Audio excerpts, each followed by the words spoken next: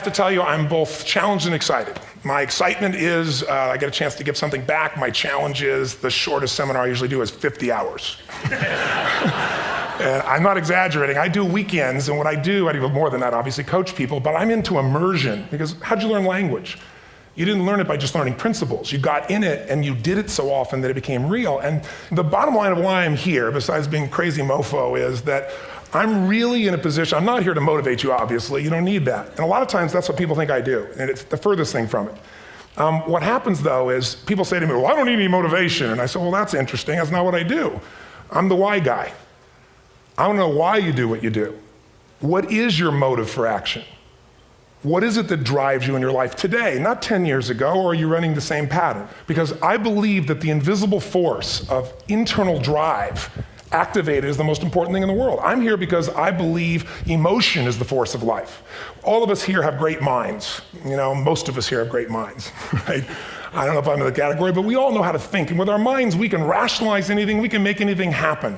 We can, I agree with what was described a few days ago about this idea that people work in their self-interest. But we all know that that's bullshit at times. You don't work in your self-interest all the time. Because when emotion comes into it, the wiring changes in the way it functions. And so it's wonderful for us to think intellectually about how the life of the world is, and especially those who are very smart. We can play this game in our head, but I really want to know what's driving you. And what I'd like to maybe invite you to do by the end of this talk is explore where you are today for two reasons. One, so that you can contribute more. And two, so that hopefully we can not just understand other people more, but maybe appreciate them more and create the kinds of connections that can stop some of the challenges that we face in our society today. They're only going to get magnified by the very technology that's connecting us, because it's making us intersect. And that intersection doesn't always create the view of everybody now understands everybody and everybody appreciates everybody. So I've had an obsession basically for 30 years. And that obsession has been what makes the difference in the quality of people's lives? What makes a difference in their performance? Because that's what I got hired to do. I got to produce the result now. That's what I've done for 30 years. I get the phone call when the athlete is burning down on national television and they were ahead by 5 strokes and now they can't get back on the course. And I got to do something right now to get the result or nothing matters. I get the phone call when the child is going to commit suicide, and I got to do something right now. And in 29 years, I'm very grateful to tell you I've never lost one in 29 years. It doesn't mean I won't someday, but I haven't done it. And the reason is an understanding of these human needs that I want to talk to you about. So when I get those calls about performance, that's one thing, like how do you make a change? But also, I'm looking to see what is it that's shaping that person's ability to contribute, to do something beyond themselves. So maybe the real question is, you know, I look at life and say there's 2 master lessons. One is there's the science of achievement, which almost everyone in this room has mastered to an amazing extent. That's how do you take the invisible and make it visible, right? How do you take what you dream about and make it happen, whether it be your business, your contribution to society, money, whatever it is for you, your body, your family. But the other lesson of life that is rarely mastered is the art of fulfillment. Because science is easy, right? We know the rules, you write the code, you follow those, and you get the result. Once you know the game, you just, you up the ante, don't you? But when it comes to fulfillment, that's an art. And the reason is it's about appreciation and it's about contribution. You can only feel so much by yourself. So I've had an interesting laboratory to try to answer the question of the real question, which is what's the difference in somebody's life if you look at somebody like those people that you've given everything to, like all the resources they say they need. You gave them not a $100 computer, you gave them the best computer. You gave them love, you gave them joy, you were there to comfort them. And those people very often, and you know some of them I'm sure, end up the rest of their life with all this love, education, money, and background, spending their life going in and out of rehab. And then you meet people that have been through ultimate pain, psychologically, sexually, spiritually, emotionally abused, and not always, but often they become some of the people that contribute the most to society. So the question we got to ask ourselves really is, what is it? What is it that shapes us? And we live in a therapy culture. Most of us don't do that, but the culture is a therapy culture. And what I mean by that is the mindset that we are our past. And everybody in this room, you wouldn't be in this room if you bought that theory, but most of society thinks biography is destiny. The past equals the future. And of course it does if you live there. But what people in this room know, and what we have to remind ourselves though, because you can know something intellectually, you can know what to do and then not use it, not apply it. So really what we got to remind ourselves is decision is the ultimate power. That's what it really is. Now, when you ask people, have you failed to achieve something? How many have ever failed to achieve something significant in your life? Say, I. Thanks for the interaction on a high level there. But if you ask people, why didn't you achieve something? Somebody who's working for you, or a partner, or even yourself, and you failed to achieve a goal, what's the reason people say they failed to achieve? What do they tell you? didn't know enough, didn't have the knowledge, didn't have the money, didn't have the time, didn't have the technology, I didn't have the right manager. Supreme Court. Didn't have the Supreme Court.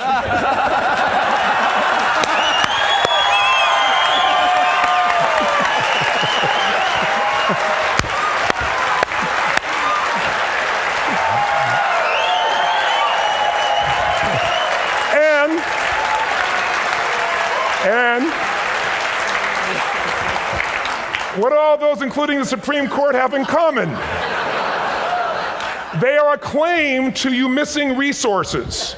And they may be accurate. You may not have the money. You may not have the Supreme Court. But that is not the defining factor.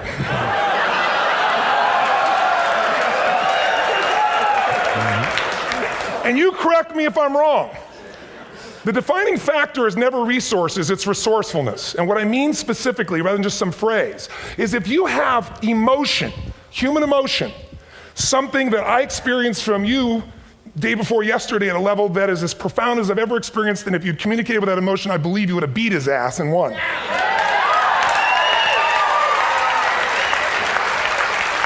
But how easy for me to tell him what he should do. Idiot, Robbins. But I know when we watched a debate, at that time, there were emotions that blocked people's ability to get this man's intellect and capacity and the way they came across to some people in that day. Because I know people that wanted to vote in your direction and didn't, and I was upset. But there was emotion that was there. How many know what I'm talking about here? Say I. So emotion is it, and if we get the right emotion, we can get ourselves to do anything. We can get through it. If you're creative enough, playful enough, fun enough, can you get through to anybody, yes or no? If you don't have the money, but you're creative and determined enough, you find the way. So this is the ultimate resource, but this is not the story that people tell us, right? The story people tell us is a bunch of different stories. They tell us we don't have the resources, but ultimately, if you take a look here, flip it up if you would. They say, what are all the reasons they have in common? We've said that. Next one, please. He's broken my pattern, that son of a bitch. But I appreciated the energy, I'll tell you that. What determines your resources? We've said decisions shape destiny, which is my focus here. If decisions shape destiny, what determines it is 3 decisions. What are you going to focus on? Right now, you have to decide what you're going to focus on. In this second, consciously or unconsciously, the minute you decide to focus on something, you got to give it a meaning. And whatever that meaning is produces emotion. Is this the end or the beginning? Is God punishing me or rewarding me, or is this the roll of the dice? And emotion then creates what we're going to do, or the action. So think about your own life, the decisions that have shaped your destiny. And that sounds really heavy, but in the last 5 or 10 years, 15 years, haven't there been some decisions you've made that if you made a different decision, your life would be completely different? How many can think of one, honestly? Better or worse? Say I. So the bottom line is maybe it was where to go to work and you met the love of your life there. Maybe it was a career decision. I know the Google geniuses I saw here. I understand that their decision was to sell their technology at first. What if they made that decision versus to build their own culture? How would the world be different? How would their lives be different? Their impact. The history of our world is these decisions. When a woman stands up and says, no, I won't go to the back of the bus, she didn't just affect her life. That decision shaped our culture. Or someone standing in front of a tank. Or being in a position like Lance Armstrong and someone says to you, you got testicular cancer. That's pretty tough for any male, especially if you ride a bike. Right? You got it in your brain, you got it in your lungs. But what was his decision of what to focus on? Different than most people. What did it mean? It wasn't the end, it was the beginning. What am I going to do? He goes off and wins 7 championships he never won once before the cancer because he got emotional fitness, psychological strength. That's the difference in human beings that I've seen of the 3 million I've been around. Because that's about my lab. I've had 3 million people from 80 different countries that I've had a chance to interact with over the last 29 years. And after a while, patterns become obvious. You see that South America and Africa maybe connect in a certain way, right? Other people say, oh, that sounds ridiculous. It's simple. So what shaped Lance? What shapes you? 2 invisible forces, very quickly. 1, state. We all have had times. Have you had a time you did something and after you did it, you thought to yourself, I can't believe I said that. I can't believe I did that. That was so stupid. Who's been there? Say aye. Have you ever done something after you do it, you go, that was me. Right? It wasn't your ability, it was your state. Your model of the world is what shapes you long term. Your model of the world is the filter. That's what's shaping us. That's what makes people make decisions. We want to influence somebody, we gotta know what already influences them. And it's made up of 3 parts, I believe. First, what's your target? What are you after? Which I believe it's not your desires. You can get your desires to goals. How many of you got a goal or desire and thought, is this all there is? How many have been there? Say aye. So it's needs we have. I believe there are 6 human needs. Second, once you know what the target that's driving you is and you uncover it for the truth, you don't form it, you uncover it. Then you find out what's your map. What's the belief systems that are telling you how to get those needs? Some people think the way to get those needs is destroy the world. Some people is to build something, create something, love someone. And then there's the fuel you pick. So very quickly, 6 needs, let me tell you what they are. First one, certainty. Now these are not goals or desires, these are universal. Everyone needs certainty that they can avoid pain, at least be comfortable. Now how do you get it? Control everybody, develop a skill, give up, smoke a cigarette. If you got totally certain, ironically, even though we all need that, like if you're not certain about your health or your children or money, you don't think about much more. You're not sure the ceiling's gonna hold up, you're gonna listen to any speaker. But while we go for certainty differently, if we get total certainty, we get what? What do you feel if you're certain? You know what's gonna happen, when it's gonna happen, how it's gonna happen, what would you feel? Bored out of your mind. So God, in her infinite wisdom, gave us a second human need, which is uncertainty. We need variety. We need surprise. How many of you here love surprises? Say aye. Bullshit. You like the surprises you want. The ones you don't want, you call problems, but you need them. So variety is important. Have you ever rented a video or a film that you've already seen? Who's done this? Get a fucking life. Right? Why are you doing it? You're certain it's good because you read it before, saw it before, but you're hoping it's been long enough you've forgotten enough there's variety. Third human need, critical, significance. We all need to feel important, special, unique. You can get it by making more money. You can do it by being more spiritual. You can do it by getting yourself in a situation where you put more tattoos and earrings in places humans don't want to know. Whatever it takes. The fastest way to do this, if you have no background, no culture, and no belief in resources or resourcefulness, is violence. If I put a gun to your head and I live in the hood, instantly I'm significant. 0 to 10, how high? 10. How certain am I you're going to respond to me? 10. How much uncertainty? Who knows what's going to happen next? Kind of exciting, like climbing up into a cave and doing that stuff all the way down there. Total variety and uncertainty. And it's significant, isn't it? So you're willing to risk your life for it. So that's why violence has always been around and will be around unless we have a consciousness change as a species. Now you can get significance a million ways, but to be significant, you got to be unique and different. Here's what we really need. Connection and love, fourth need. We all want it. Most people settle for connection because love's too scary. Don't want to get hurt. Who here has ever been hurt in an intimate relationship? Say aye. If you don't raise your hand, you'll have had other shit too, come on. And you're going to get hurt again. Aren't you glad you came to this positive visit? But here's what's true, we need it. We can do it through intimacy, through friendship, through prayer, through walking in nature. If nothing else works for you, get a dog. Don't get a cat, get a dog, because if you leave for 2 minutes, it's like you've been gone for 6 months when you show back up again 5 minutes later, right? Now these first 4 needs, every human finds a way to meet. Even if you lie to yourself, even if you have split personalities. But the last 2 needs, the first 4 needs are called the needs of the personality, is what I call it. The last 2 are the needs of the spirit. And this is where fulfillment comes. You won't get fulfillment from the first 4. You'll figure a way, smoke, drink, do whatever, meet the first 4. But the last 2, number 5, you must grow. We all know the answer here. If you don't grow, you what? If a relationship's not growing, if a business is not growing, if you're not growing, it doesn't matter how much money you have, how many friends you have, how many people love you, you feel like hell. And the reason we grow, I believe, is so we have something to give of value. Because the 6th need is to contribute beyond ourselves. Because we all know, corny as it sounds, the secret to living is giving.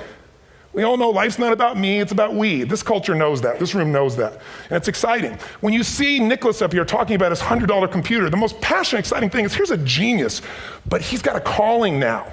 You can feel the difference in him, and it's beautiful. And that calling can touch other people. In my own life, my life was touched because when I was 11 years old, Thanksgiving, no money, no food, and we're not gonna starve, but my father was totally messed up. My mom was letting him know how bad he messed up. And somebody came to the door and delivered food. My father made 3 decisions. I know what they were briefly. His focus was, this is charity. What does it mean? I'm worthless. What do I gotta do? Leave my family, which he did. The time, one of the most painful experiences of life. My 3 decisions gave me a different path.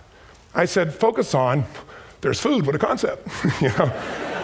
Second, but this is what changed my life. This is what shaped me as a human being. Somebody's gift, I don't even know who it is. I thought, my father always said, no one gives a shit. And all of a sudden, somebody I don't know, they're not asking for it, this is giving our family food, looking out for us. It made me believe this. What does it mean? That strangers care. And what that made me decide is if strangers care about me and my family, I care about them. What am I gonna do? I'm gonna do something to make a difference. So when I was 17, I went out one day on Thanksgiving. It was my target for years, have enough money to feed 2 families. Most fun thing I ever did in my life, most moving. Then next year I did 4, and I didn't tell anybody what I was doing. Next year, 8. I wasn't doing it for brownie points, but after 8, I thought, shit, I could use some help. So sure enough, I went out, and what did I do? I got my friends involved, and I grew companies, and then I got 11 companies, and I built a foundation. Now, 18 years later, I'm proud to tell you, last year we fed 2 million people in 35 countries through our foundation, all during the holidays, Thanksgiving, Christmas, in all the different countries around the world. It's been fantastic.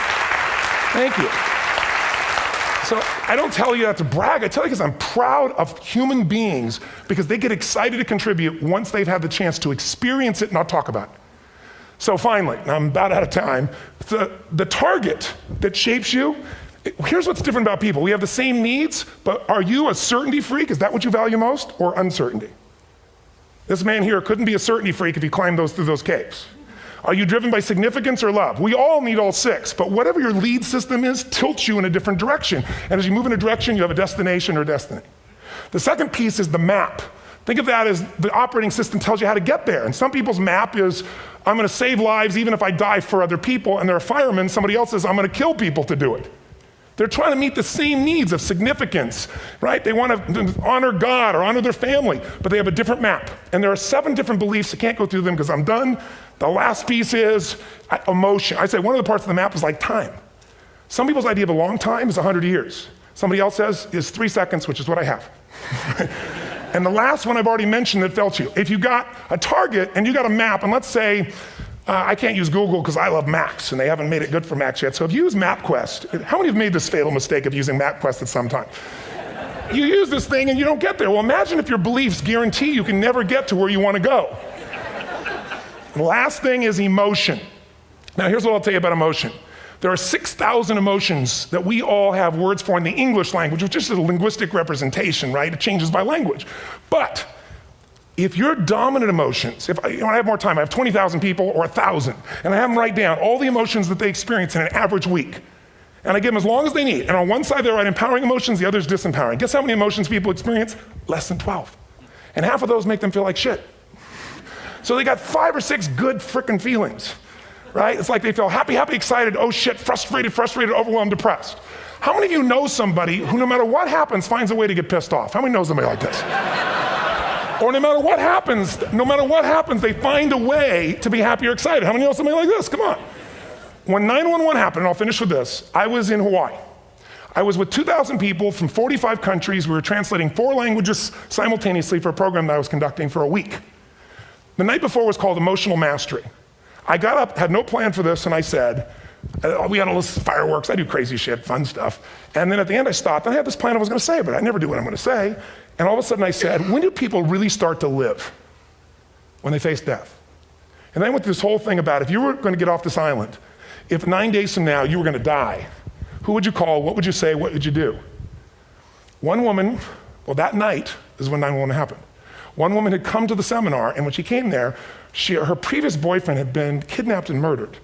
Her friend, or her new boyfriend, wanted to marry her, and she said no. He said, if you leave and go to that Hawaii thing, it's over with us. She said it's over. When I finished that night, she called him and left a message, true story, at the top of the World Trade Center where he worked, saying, honey, I love you. I just want you to know, I want to marry you. It was stupid of me. She was asleep, because it was 3 a.m. for us, when he called her back from the top and said, honey, I can't tell you what this means. He said, I don't know how to tell you this, but you give me the greatest gift, because I'm going to die. And she played the recording for us in the room. She was on Larry King later. And he said, you're probably wondering how on earth this could happen to you twice. And he said, all I can say to you is, this must be God's message to you, honey. From now on, every day, give your all, love your all. Don't let anything ever stop you. She finishes, and a man stands up and he says, I'm from Pakistan, I'm a Muslim. I'd love to hold your hand and say I'm sorry, but frankly, this is retribution. I can't tell you the rest because I'm out of time.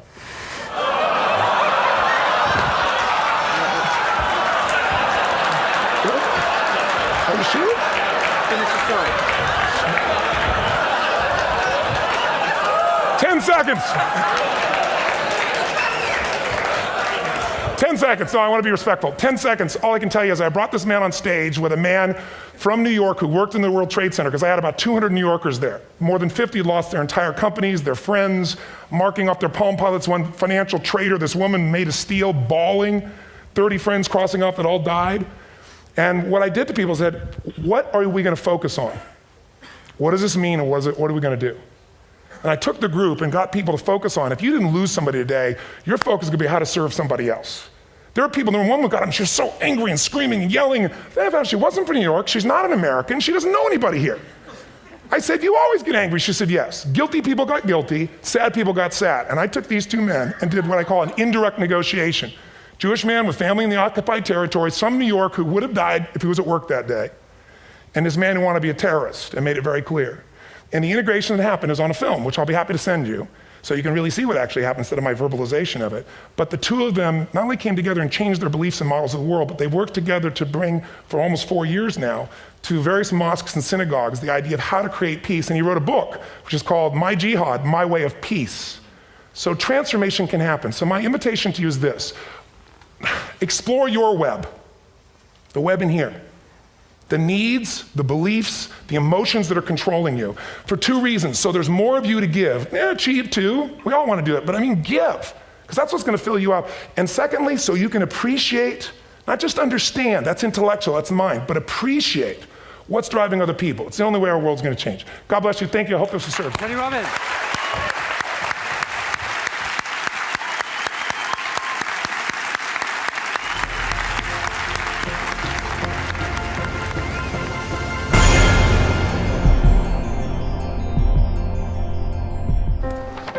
What if great ideas weren't cherished? What if they carried no importance? Or held no value?